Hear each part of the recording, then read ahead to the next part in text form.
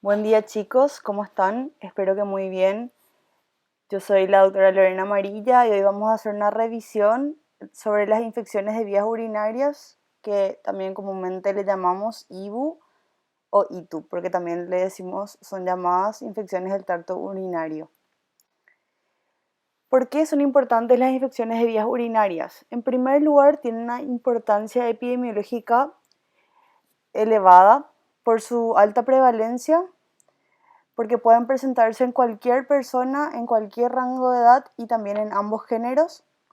Y podemos encontrarlas tanto a nivel comunitario como hospitalario. Tienen una amplia presentación clínica y también su diagnóstico es muchas veces clínico, por lo cual debemos conocerlas casi a la perfección. Las ITU o IBU son las infecciones bacterianas más prevalentes, por lo cual representan una carga económica considerable para todos los sistemas de salud. Afectan aproximadamente a 150 millones de personas cada año en todo el mundo. Específicamente en Estados Unidos, representan el 15% de la prescripción antibiótica ambulatoria y constituyen más de 10 millones de visitas al médico de atención primaria por año. Esto implica una inversión de aproximadamente 3.5 billones de dólares por año. Esto incluye los costos específicos de atención médica, así como también el tiempo perdido en el trabajo, ¿verdad? El tiempo de producción laboral. En Europa presentan 4 millones de casos por año, los cuales son consecuencia de procedimientos médicos que son infecciones asociadas al cuidado de la salud. Y también dentro de este grupo, las ITU son el grupo más numeroso, que representa casi el 20%. En el medio hospitalario específicamente, representa hasta el 40% de las infecciones nosocomiales y son el reservorio institucional más importante de patógenos resistentes a antibiótico-terapia. En las unidades de cuidados intensivos son las segundas infecciones más frecuentes adquiridas dentro de estas unidades de cuidado, después de las neumonías asociadas a la ventilación mecánica. A nivel comunitario son la causa más frecuente de bacteriemia y son responsables del 5 a 7% de las sepsis graves que requieren ingreso a las unidades de cuidado intensivo y es posible la evolución a fallo multiorgánico.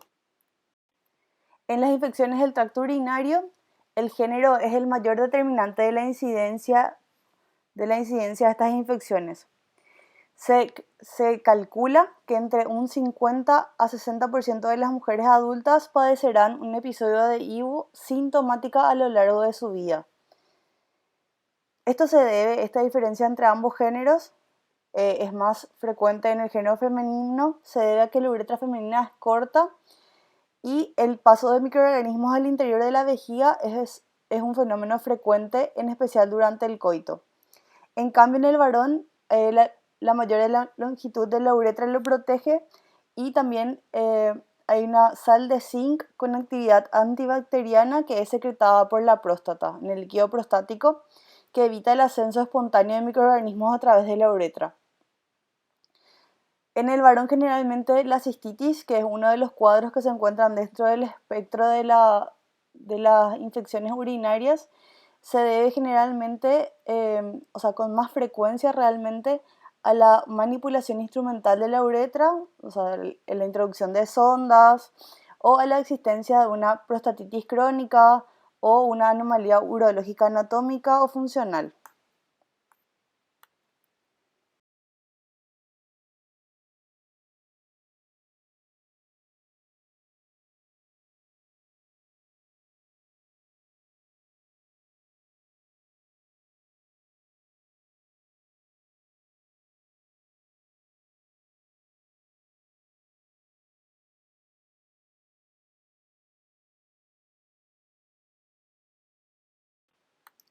En los hombres, en cambio, en niños y adultos jóvenes, tanto la bacteriuria como la bacteriuria asintomática como la infección sintomática son extremadamente raras, pero a partir más o menos de los 50 años de edad, la prevalencia va aumentando y está relacionada generalmente con cuadros obstructivos como la hiperplasia prostática benigna o la práctica de exploraciones urológicas.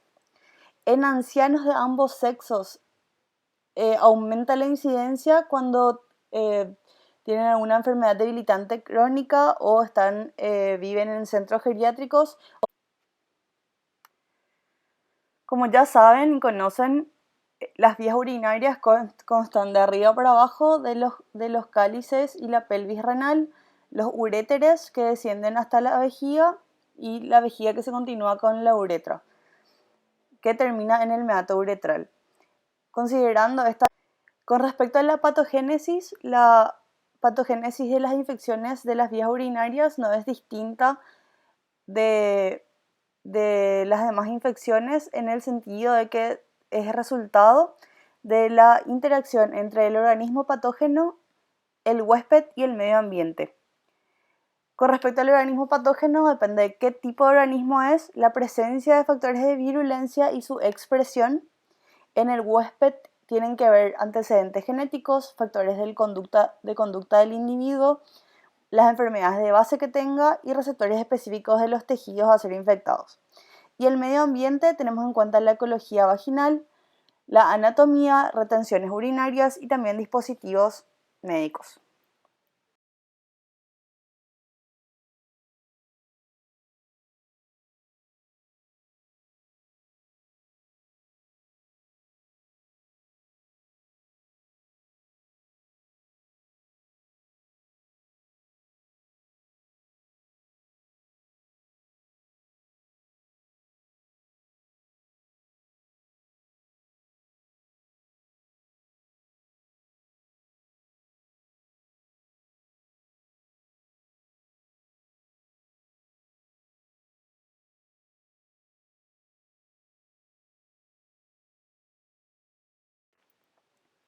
Con respecto a las vías de infección, las principales vías por las que los mecanismos llegan al aparato urinario son ascendente o canalicular, que es la más frecuente de todas, sobre todo en las mujeres, se produce a partir de la uretra.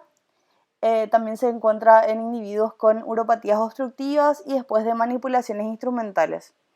La vía hematógena es mucho menos frecuente y es consecuencia generalmente de procesos sépticos generalizados. Con respecto al huésped, se encontró que hay factores genéticos que influencian la susceptibilidad de infecciones de vías urinarias. También se encontró predisposición familiar para el desarrollo de estas infecciones y de pielonefritis. Específicamente, también se considera un factor predisponente la colonización vaginal persistente por Escherichia coli, mutaciones en los genes de respuesta y con respecto a las defensas del huésped, otras que no sean relacionadas con el vaciado vesical, contribuyen a mantener la orina estéril hasta llegar a la uretra. La característica de la orina, como el pH, la osmolalidad, la concentración de ácidos orgánicos, proteínas urinarias como las proteínas de Tamm-Horsfall, secreción de inmunoglobulinas, principalmente la inmunoglobulina A, lactoferrina, lipocalina, péptidos catiónicos como defensinas y catelicidinas, células inflamatorias que se encuentran en el uroepitelio, como los polimorfonucleares, también tiene una capa de mucopolisacáridos y también producen quemosinas y citoquinas. Las secreciones prostáticas cuentan con quemosinas e inmunoglobulinas.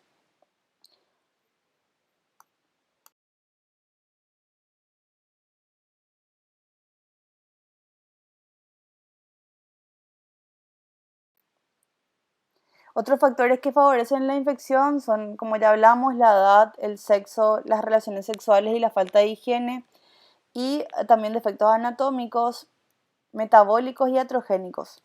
El embarazo, la diabetes, la presencia de litiasis y la cateterización vesical son situaciones de riesgo en las que se encuentran infecciones de las vías urinarias con frecuencia.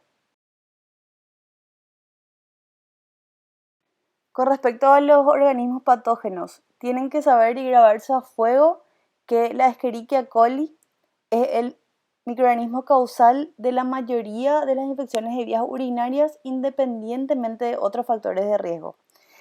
pero dependiendo de la edad, de factores de riesgo asociados, de la presencia o no de catéteres, de litiasis, van variando los otros microorganismos que también son aislados. Pero generalmente la más frecuente es E. coli. E. coli es el microorganismo causal de más del 80% de las IBUs no complicadas. Le siguen en frecuencia otras enterobacterias como Proteus, que está relacionada con las litiasis, Klebsiella pneumoniae, Streptococcus saprophyticus, pero E. coli es el rey de las infecciones de vías urinarias. Con respecto a sus factores de virulencia, la mejor estudiada es la Fimbria P y también la Fimbria tipo 1 o Pilus. Microorganismos aislados en urocultivos. En el Hospital de Clínicas, este es un estudio que fue realizado entre el año 2015 y 2017. El más frecuente, estamos hablando de un ambiente hospitalario, ¿verdad? Es la Escherichia coli, Enterobacter cloacae, Pseudomonas aeruginosa, Klebsiella, Morganella morgani y Proteus mirabilis. Pero acá, como ven, la más frecuente de todas es E. coli, aunque sea un ambiente hospitalario.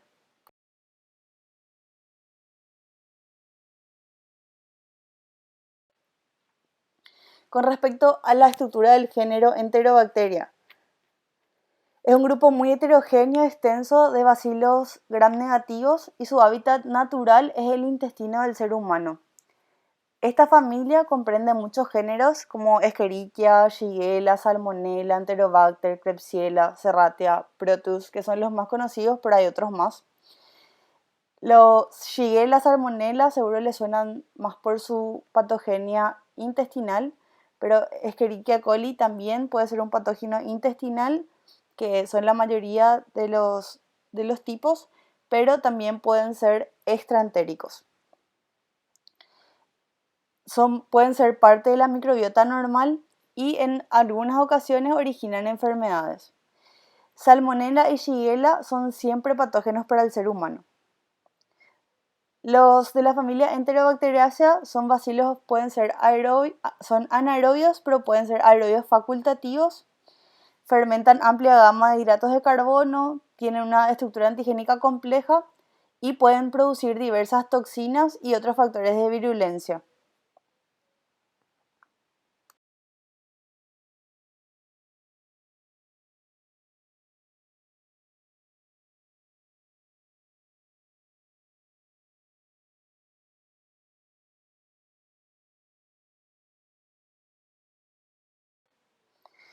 Factores bacterianos a tener en cuenta. Los que ayudan a su capacidad adhesiva son los pilis, los que le ayudan a adherirse al epitelio celular. Al tener la capacidad de atravesar el epitelio celular, les es más fácil llegar al parénquima renal. Con respecto a la Escherichia coli, fue descrita en 1885 por Theodor Escherichia. Es una bacteria que cuenta con flagelo, tiene enzimas características como la aerobactina y la hemolicina que actúan sobre el canal de sodio de la membrana del eritrocito. El hierro es un componente muy importante para su nutrición, por eso se entiende que una de sus células diana sea el eritrocito, y cuenta con fimbrias que son manosas resistentes. Las manosas resistentes son las de tipo 2, que están más ligadas a las pielonefritis aguda, y también están las manosas sensibles, que son las tipo 1, que son las mejor descritas. Con respecto a los genes responsables de estos factores de virulencia descritos, se ha descubierto que no se encuentran aislados en el cromosoma bacteriano, sino que están agrupados en fragmentos de ADN muy particulares a los que se llaman islas de patogenicidad o PAI, y son elementos genéticos móviles que tienen un código genético distinto al resto del ADN de la bacteria. Estas piezas genéticas se ha encontrado que tienen una forma de mosaico y se demostró que forman parte de un proceso secuencial. Experimentan con el tiempo mutaciones y van perdiendo fragmentos no favorables y ganando fragmentos favorables que le agregan virulencia, y esto es un proceso que se llama maduración genética.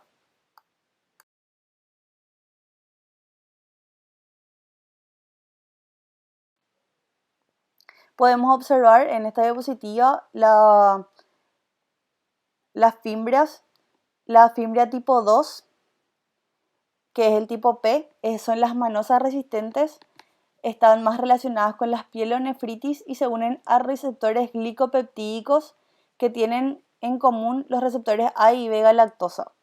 Las fimbrias tipo 1, que son manosas sensibles,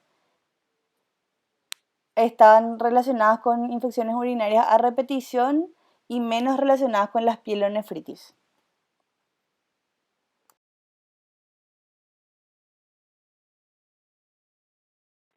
Protus mirabilis también es un microorganismo patógeno que forma parte de la familia Enterobacteriaceae. Fue descrito en 1885 por Gustav Heuser. Van a ver que está relacionado a las infecciones de vías urinarias en presencia de litiasis. Cuenta con flagelos múltiples, también tiene fibras de composiciones diferentes a las del E. coli. Tiene una enzima que se llama deaminasa, una proteasa de IgA, una hemolicina que tiene como target al canal de sodio de las células epiteliales renales, pero sobre todo tiene una enzima que se llama ureasa, que está compuesta que tiene en su composición un átomo de níquel. Así como hablábamos, el protus está relacionado con la formación de cálculos de estruvita, al igual que todos los gérmenes productores de ureasa. Esta enzima tan particular convierte un átomo de urea en dos átomos de amoníaco y dióxido de carbono. El amoníaco, al combinarse con un átomo de hidrógeno, produce amonio, lo cual nos lleva a una alcoholización de orina con un pH superior a 7, y finalmente lleva a la precipitación de fosfato amónico magnésico.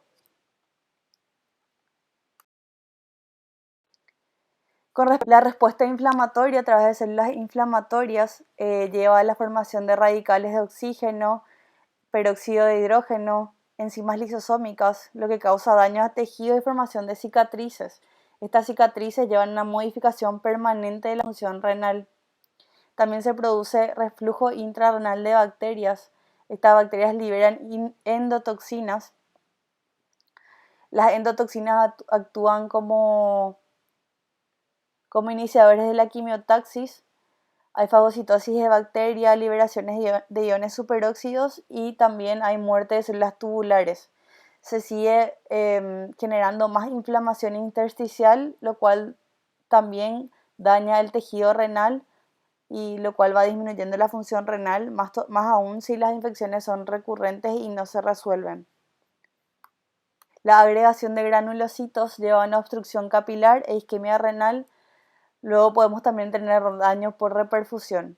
Los eventos que promueven el establecimiento y la recurrencia de infecciones del tracto urinario son la capacidad de estos patógenos de replicarse continuamente en el lumen de la vejiga y también su capacidad de adherirse e invadir las células del uroepitelio. Una vez que los uropatógenos, la Escherichia coli uropatogénica específicamente, invade la célula uroepitelial, ingresa a compartimientos endosómicos. En estos puede quedar de forma quiescente dentro de los compartimientos endosómicos y se forman reservorios quiescentes que son insensibles a los antibióticos. ¿Por qué? Porque están dentro de una célula uroepitelial normal. También lo que pueden hacer es replicarse rápidamente, intracelularmente, y puede cambiar su morfología a formas filamentosas que son resistentes a los neutrófilos. Una vez que el sistema inmunológico reaccione y lleve a la exfoliación de estas células uroepiteliales infectadas, todas esas bacterias que se replicaron intracelularmente son liberadas al espacio y pueden volver a adherirse a otras células uroepiteliales. Pero lo que hace lo que lleva a la recurrencia es más bien su capacidad de quedarse en formas quiescentes a las que los antibióticos no pueden llegar. Estos reservorios quiescentes se llaman comunidades bacterianas intracelulares. Con respecto a la clínica, ustedes tienen que tener dos cuadros muy claros en su cabeza. La cistitis, que es la infección abanderada de las infecciones urinarias bajas, es la más característica de todas. Se caracteriza por la aparición de disuria, que es dolor o ardor al orinar, orina frecuente, que es la poliacuria, y micción urgente. Estos tres síntomas constituyen lo que se denomina síndrome miccional irritativo o síndrome cistítico. Con menor frecuencia la cistitis pueden presentar incontinencia, tenesmo, dolor suprapúbico, que puede aumentar con la micción, que esto se denomina estranguria. ¿Verdad? La fiebre y otras manifestaciones sistémicas son muy raras. Su aparición está más ligada con la existencia de pielonefritis o prostatitis. La orina puede ser maloliente y turbia y ocasionalmente puede haber hematuria macroscópica. La pielonefritis, en cambio, es un cuadro con una afectación mayor del estado general. Suele comenzar de forma súbita, con fiebre elevada, escalofríos y afectación del estado general.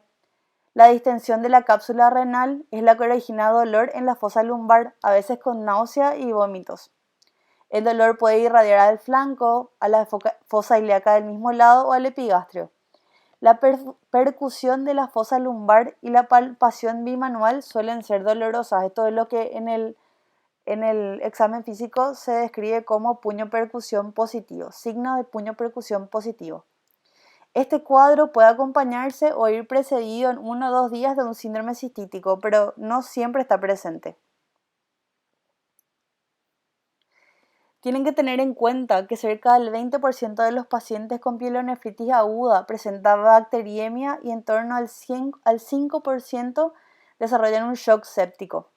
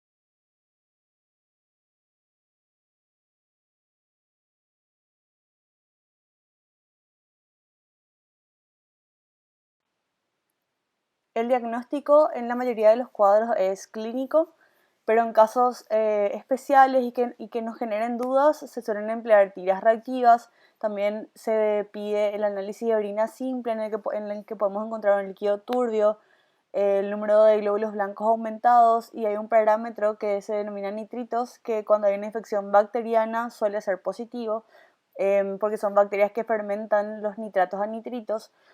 El urocultivo solemos tener el resultado ya listo, a un informe preliminar al menos, a las 48 horas. Se consideran positivos urocultivos en los que el recuento de unidades formadoras de colonias sea superior a 10 a la quinta por ml. El urocultivo debe ir acompañado de algo que se denomina antibiograma, que nos expresa la sensibilidad del germen aislado a los diferentes antibióticos y nos ayuda a ajustar, de ser necesario, a ajustar la terapia antibiótica a la sensibilidad del germen aislado. Bueno, hasta acá llegamos, chicos, con la presentación sobre infecciones del tracto urinario. Espero que les haya sido útil. De nuevo recalco que es una patología que van a ver toda su vida, independientemente de la especialidad que elijan hacer, y van a adentrarse mucho más en ella, también en microbiología, patología médica, y van a verlo en casi todas las materias. Así que espero les haya gustado y que estén muy bien.